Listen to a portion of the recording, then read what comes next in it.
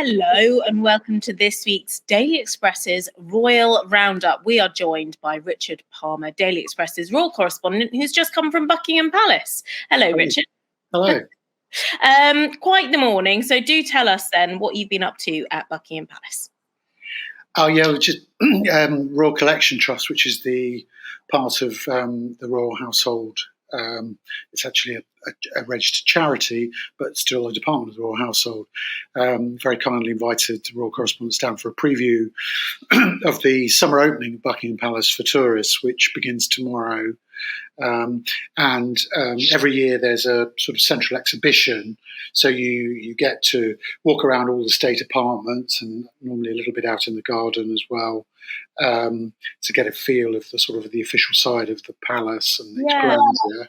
And then there's always an exhibition, and this year the central exhibition, the centrepiece of the whole thing, is about the coronation. I suppose inevitable is going to be that. Inevitable, yes, as you said. Now, a lot of the argument for the royal family is how much tourism it actually brings in. So do exhibitions like this, Richard, actually do well? Yeah, they do. They do well. They're expecting between 250,000 and 300,000 people to visit Buckingham Palace over the next 10 weeks. And that money is used to swell the royal coffers, really, to pay for some of the official expenditure of the royal family. It's a bit more complicated than that. That money, the money that the Royal Collection Trust receives is goes towards maintaining the royal collection, all these fabulous thousands and thousands of pieces of artwork and jewellery and other things that have been in the royal family for sometimes centuries, and the preservation of the visitor centres that accompany some of those royal residences. But in turn, the visitors make money for the royal family to support the amount of money they receive from the taxpayer and other funding sources, because the Royal Collection Trust pays a facilities fee to essentially hire out the palace for the summer. And how much is a ticket to go see this collection then, Richard? Oh, gosh, I knew you. I should have known you were going to ask me. Oh, okay, you can come back to me.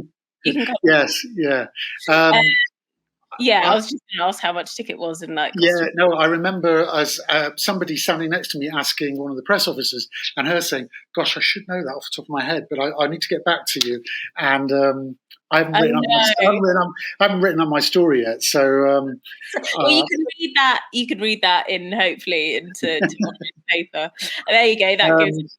But it's a pretty popular tourist attraction, and I think one of the interesting things is that all of the signs are that visitor numbers to London and to the palace are returning to pre-COVID levels, really.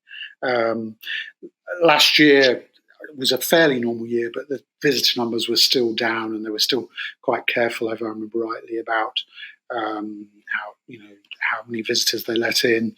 And this year it's all systems go. And so I think we were told at the Royal Finances briefing a couple of weeks ago that the household is expecting the rental income, if you like, the facilities fee from this summer to return to the sort of levels they were receiving before COVID, and that drop in visitor numbers has really hit the royal finances quite badly. The amount of money that they receive from the Royal Collection Trust hiring out buildings for tourist visits, and from other fees for people using royal buildings or whatever, has made up to about a third, if I remember rightly, about a third of their total income typically, and it went down to virtually nothing, and is quite slowly risen again. So Okay. so it looks as if it's going to be a busy summer for visitors at Buckingham Palace. It will be. Well, hopefully on their part, it will be. Now, It looks really, there are some, you get up close to the corridor, the robes of state, and if you remember the gauntlet that the king wore, and the necklace that Queen Camilla wore, and you can see it all in person up very close. much so, yeah. A royal fan's dream. But on the topic of tourism, and then we will move on to into our points. They've got lots of comments already about royal protocol. Yes. Now, Kate Middleton, am I right in thinking, or was it William apparently spoke about sort of feeling like they're in a goldfish bowl around there. Now, what do other members of the royal family, the king and the queen, think about tourism? Obviously, they are very heavily gratuitous towards it. But what do they actually think about it being on their doorstep? Now, I know that obviously Clarence House obviously is in the mix here too, but what do they think about it? Well, of course, they clear off for the summer when the tourists arrive. So they aren't really that affected by it.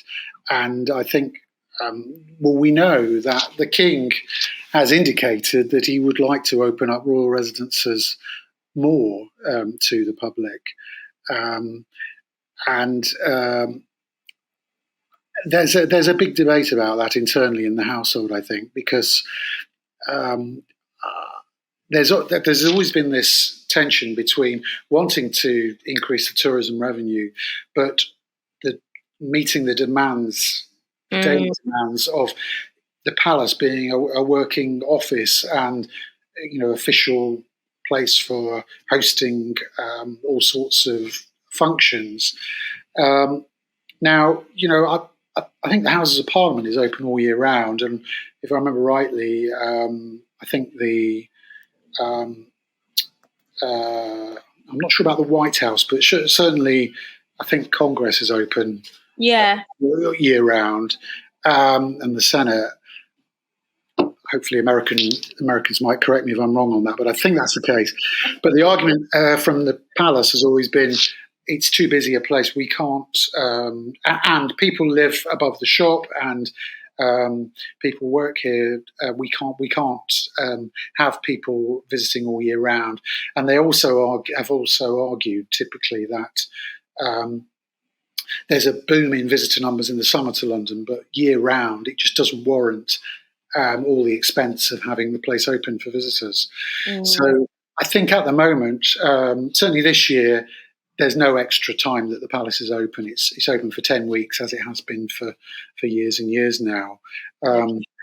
I think the king would like to extend the summer opening over the coming years, but marginally, not at the moment it doesn't look as if there is any plan to open royal residences year round.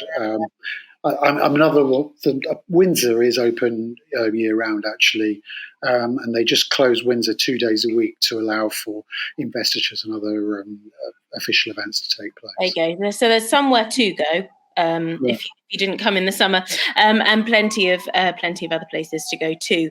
But we're going to move on now to royal protocol, as I know a few of you have been tweeting about it, because my phone's going a bit mad next to me. King Charles meets President Biden. I saw that, that initial handshake, sort of like the touching on the arm. Lots of people have different opinions on this. Should that have happened?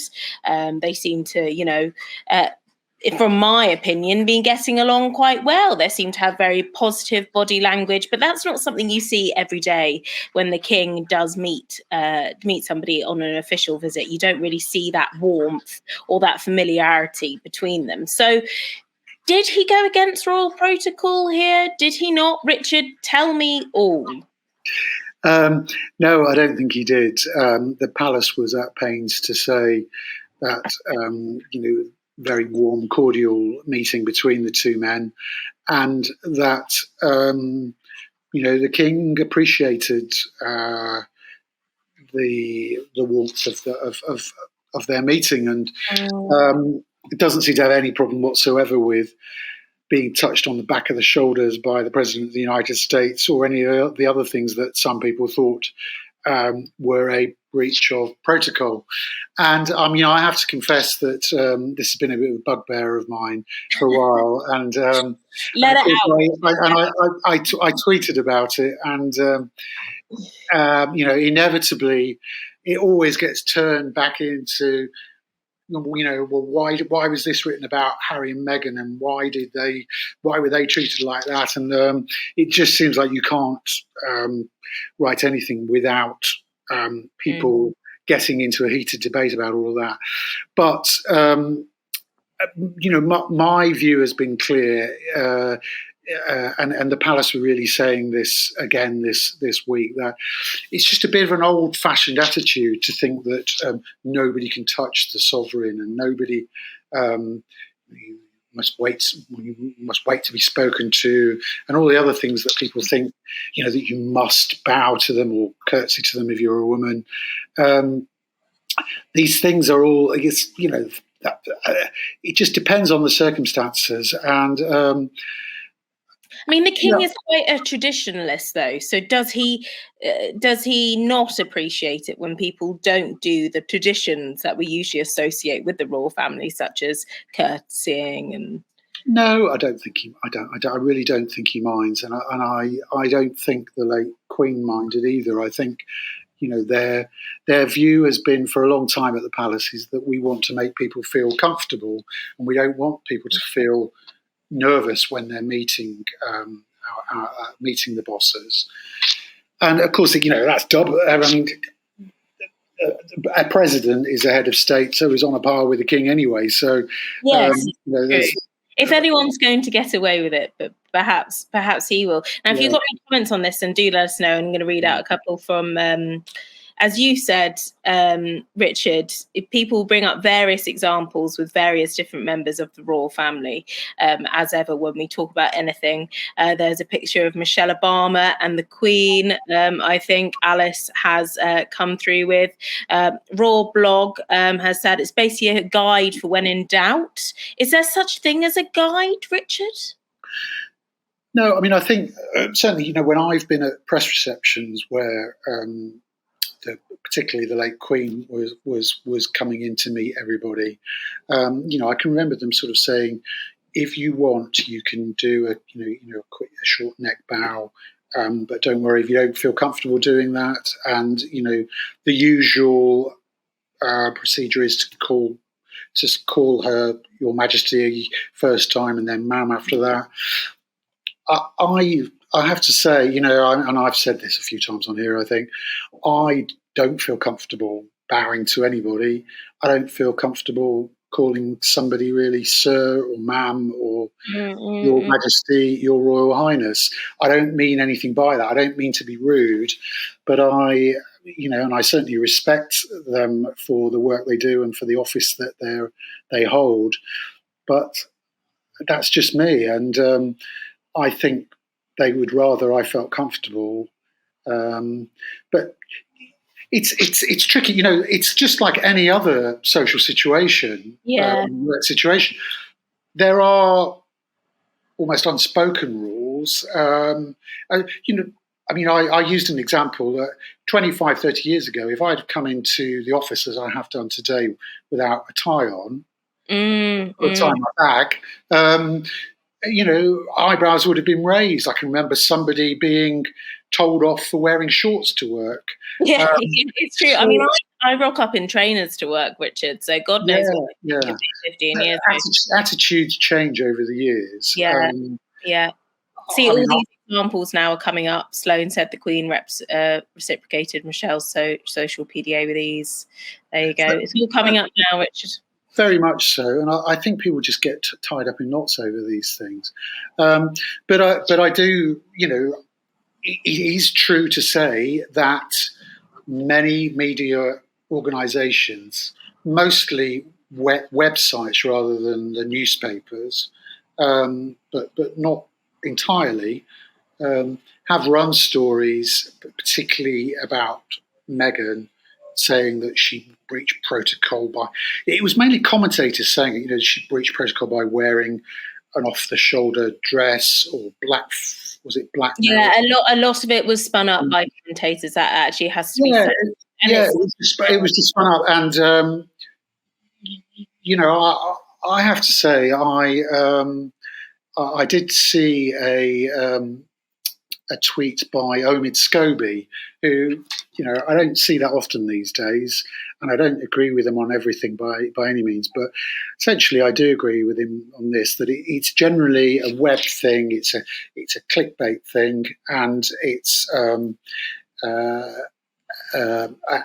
perpetuated by commentators who are looking for controversy.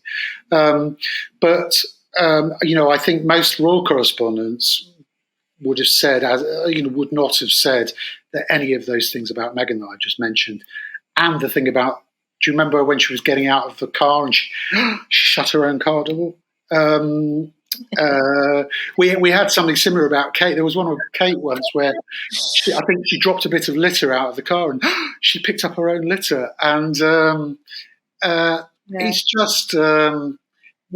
We were all scratching our heads with that thing about her shutting the car door, because it's not a thing really. I mean, there is a policeman or a driver or a host there to open the car door for them, but it's really not. It's really. Yeah. Not. I mean, also any person would know it's called manners, shutting your own car door, quite frankly.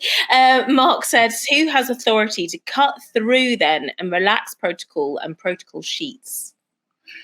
I don't know about protocol sheets. I mean, royal visits are choreographed, so everybody, the police and the press officers, the officials, the hosts will know that the car is going to draw up here, and the principal will get out of that car door, or if there's two of them, it's likely that the princess will be on that side and the prince will be on this side. So it's all choreographed. They know what's going to happen, but occasionally something changes, and but it's just not a big thing. And I just don't think it's probably true that 50 years ago, if somebody had touched the Queen on her back, maybe people would have gone, but I just don't think it's a big thing these days. Of course, with younger royals coming through, I say younger royals coming through, you've got Kate and William, and I guess they're a little bit less traditional than Charles and Camilla. Yeah, there's an element of that. I always say, one of the first times I covered William abroad, might have been the first time actually, he went to New Zealand shortly after he'd left, a fairly short time after he left university. I think it was 2005, was it? Something like that. And he ended up playing volleyball in a school in Christchurch. And I just remember somebody handing him the ball and him saying, "Oh, thanks, mate." And, the idea of the then Prince Charles, now King Charles III, saying thanks, mate, to anybody, it's just not on. But attitudes change, language changes, and the monarchy does move with the times. But I should say, and I just have to agree to disagree with colleagues sometimes, because sometimes the Express website will have done things that I think, well, I don't think that's really a story. But that's just the way things are. You just have to be grown up about these things. Yeah, this is true. People want different things, different audiences, Richard. Yes. So one other thing before we move on, I feel like we've been on this topic for a while. I feel like producer Sam in the background's here going to be like, we need to move on. So apologies, Sam. But one final thing, obviously, Biden wasn't at the coronation. No. So was that slightly awkward with him and the king? Because obviously he wasn't there. It's kind of like, oh, how was your big day? I know, got the invite, but I didn't go. No, it doesn't seem to have been awkward. I mean, I don't. I think traditionally overseas monarchs didn't come to coronations, if I remember rightly. I knew all this stuff, and it's all gone out of my head again now because it's a bit like cramming for exams. But the rules, the rules changed this time, if you like, and overseas heads of state were invited. Biden decided not to come. I can't remember if he had other things on, and I just don't think it was. I don't think it was a big deal for anybody. No. And in these trips, can any gifts be exchanged between a politician and a king? Well, gifts are usually exchanged on official visits and state visits. This was more a sort of courtesy call, so we won't know for some time because we used to be told, and we used to be invited into photo calls where visiting heads of state exchange gifts with our monarch or other members of the family sometimes on official visits, and the palace has stopped doing that, and it just saves them all up to the next year and then releases a list of official gifts, and it's quite frustrating. There's a long history to it, which I won't bore you with. And this year, normally we would have expected to have the official gift list for 2022 in sort of February or March 2023. And we've been told that it's going to be later in the year. And it's essentially because they've just been so busy with the coronation and the change of reign before that. I was going to say, what would he give him? But we don't know. So there we go. I think there was. I seem to remember President Obama giving the Queen an iPod. Was it? I think an iPod, and the royal family's the late Queen's gift to people was normally pretty understated. It was normally a framed picture of her and Prince Philip. Imagine giving yourself a picture. I'm going to go see the Queen. I wonder what she's going to give me. Gives her a picture of herself. Oh well, there we go. Let's move on quickly then. King Charles has launched another coronation-related project. The coronation that just keeps on giving, Richard. This is the Coronation Food Project.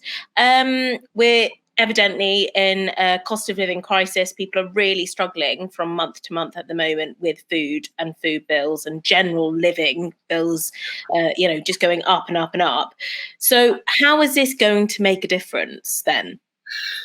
Well, I think they just want to reduce waste, and it's not an original idea. I think it's done in various parts of the country, and it's in fact one of the King's charities has been involved with something called the Felix Project before this, which was doing exactly that sort of thing. And in fact, the King and Queen donated some fridge freezers to that project to allow salvaged food, unused food from supermarkets and elsewhere to be stored for longer and to be distributed to people in need. I just thought it was interesting because I just think it's another example of a slightly more activist monarchy in this new reign, and I don't mean by that he's getting involved in political controversy. I just mean that he's under his leadership, not just he but the rest of the royal family are just getting more and more involved in campaign-style projects that are designed to help the neediest in our society. And do you think that's genuinely partly because he wants to help, and part of that is to do with he knows that the public opinion about the royals, is changing with a younger generations coming up. So therefore he feels like he needs to sort of get on their side, if that makes sense to you, Richard. I think he just wants the monarchy to be something that is more than a ribbon-cutting monarchy, but something that makes a positive difference to our society. And I think in that respect, William's homelessness project, Kate's project to improve the experience for children in the first 5 years of their life, to stop some of the problems that begin so early and affect people in later life. It's all part of a similar pattern, I think, and I suppose it's what used to be called joined up. In the Blair governments, they talked about joined up government, joined up thinking, so that they talk about a circular economy. So the idea is that, I suppose,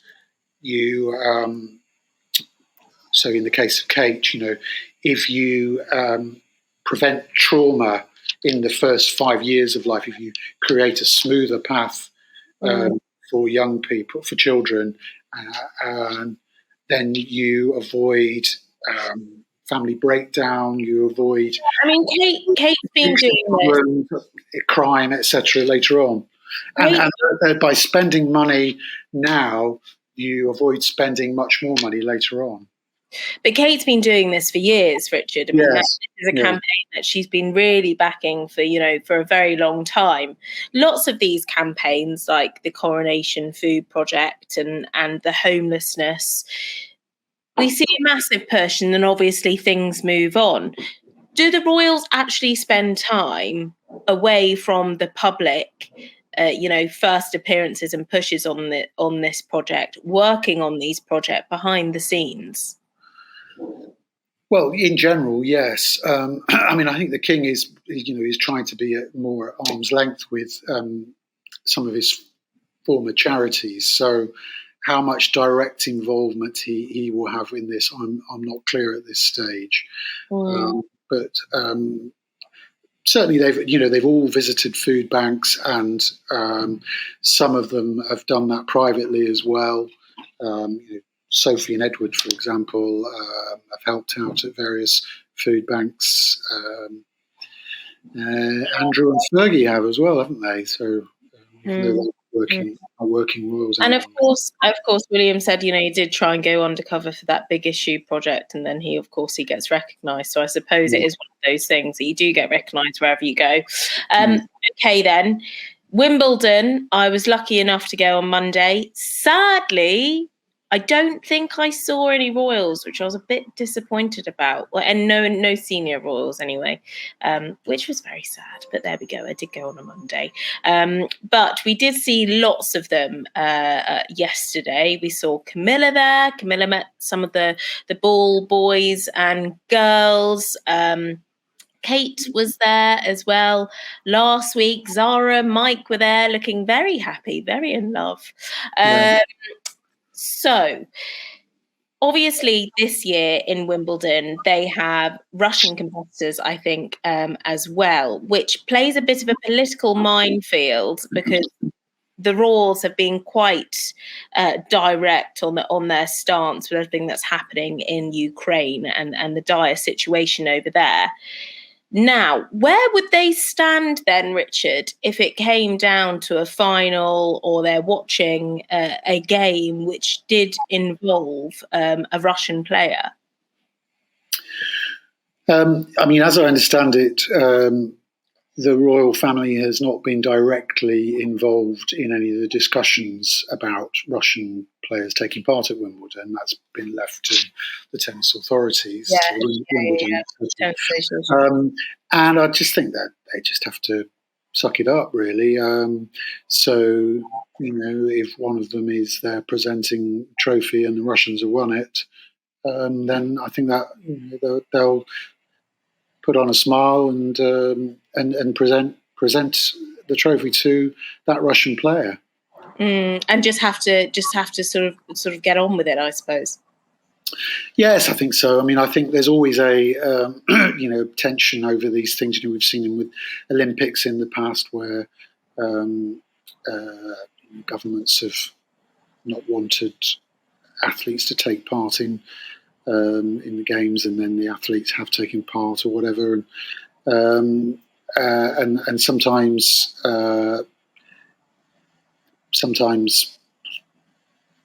sport sport overrides the politics. And obviously, there's only so many senior royals, Richard. We, of course, expect to see Kate there this weekend, I imagine. But will we be seeing the Queen again? Will we be seeing the King? How does that work then? Well, the visits aren't announced in advance in general. So, I would expect to certainly see Princess of Wales there at some point over the weekend, I think, but that's not been announced. And I wouldn't be surprised if perhaps Prince William was there at some point. And we've seen the kids at football matches before. Do you think that this will be the first year that we perhaps could see, I don't know, maybe Charlotte or something there?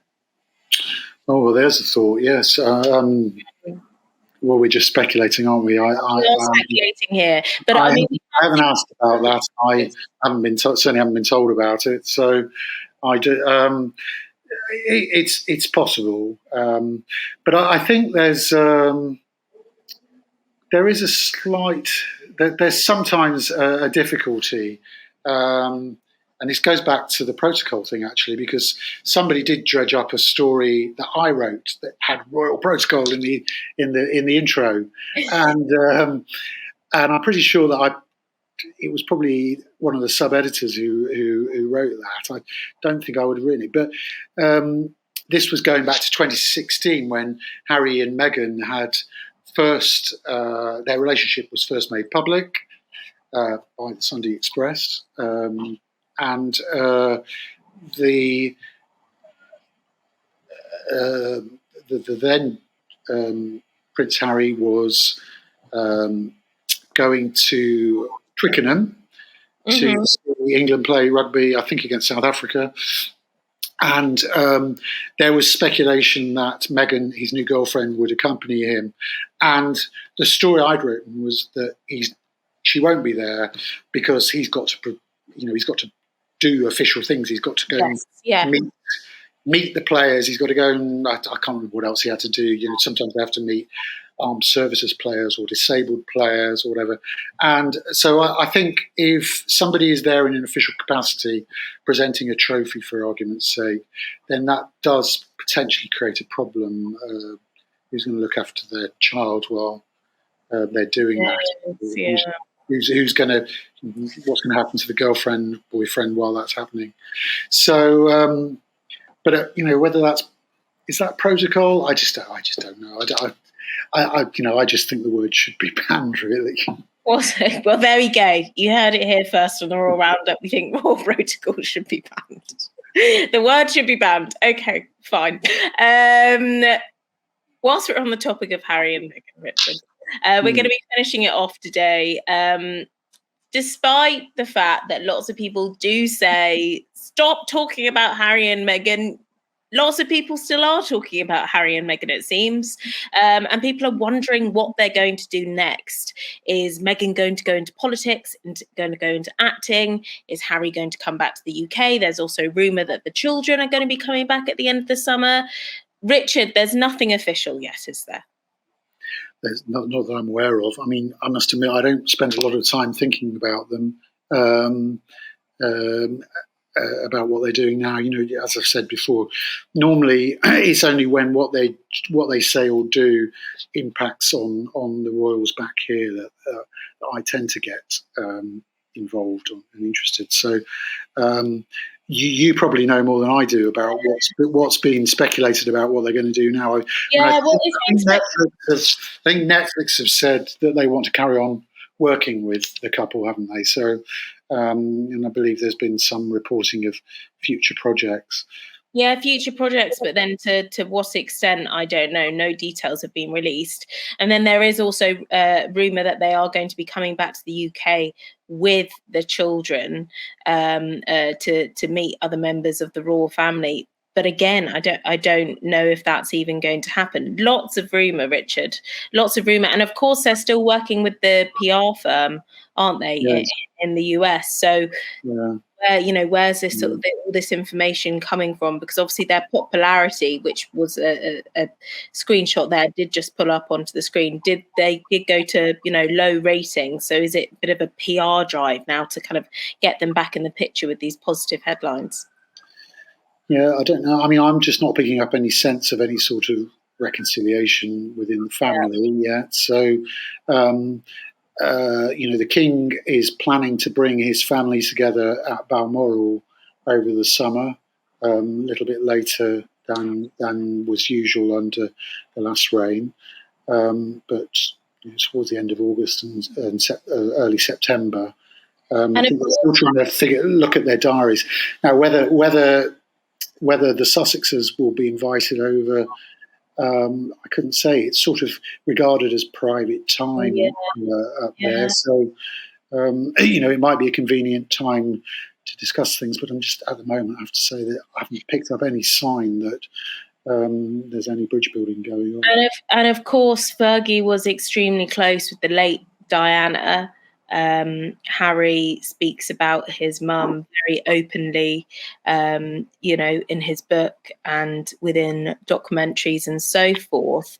Obviously, the sad news about Fergie. Do you think that he would still be having contact with Fergie on this, and that would perhaps draw him back to the UK? I mean, I know that's very far-fetched, but looking out for an outsider's perspective and looking in.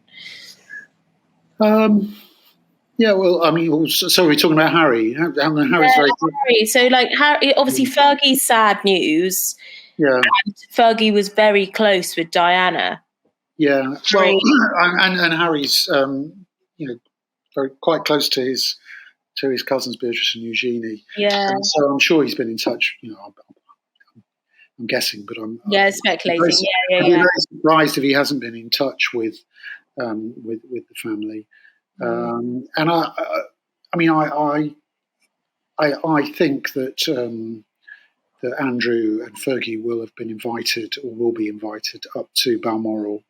They were both invited to Sandringham at Christmas, so I think it makes sense for them to be invited up there when the family get together. But whether she'll be up to going up there, I don't know. You don't know. Okay, then, Richard. Looking on to the rest of the week, more than likely, 99% will be seeing the Roars this weekend, I imagine, at Wimbledon. I'll eat my own words and my own hat if they don't turn up. But that is usually the done thing on a final. But what else can we expect in the next few days? There are, the Royal Family got engagements next week. Again, sorry, I'm quite fond of saying this. I can't remember what's been embargoed and what hasn't been embargoed. Richard. But there are events happening next week. I think the King and Queen will be busy.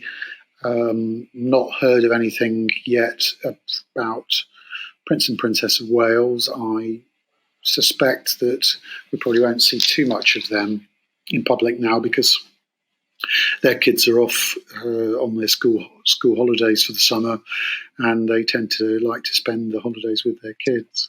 Lucky them. Okay, then. Well, maybe we'll see Kate. Maybe we'll see Kate this weekend. But again, as you said, it'll be a rarity this summer. Yeah, beyond Wimbledon, I meant. Yeah, sorry. No, it's okay. Richard, thank you. As per, for bringing all the insight straight from Buckingham Palace. We get all the exclusives on the Raw Roundup. But you can, of course, catch up with all our Raw Roundups over on our YouTube. We premiere there every Friday at 4 p.m. as our timings slightly change on Thursdays each week. Hopefully, we'll be back on Thursday next week, but when you hear about the confirmation, will be the day before or the morning of on Daily Express's Twitter, Instagram. I've seen Richard now is even on Threads, so join him on Threads. He is on there. And of course, you can follow him at Raw Reporter as well. Richard, thank you so much. And hopefully we'll be catching you next week. See you soon, Pandora. Bye.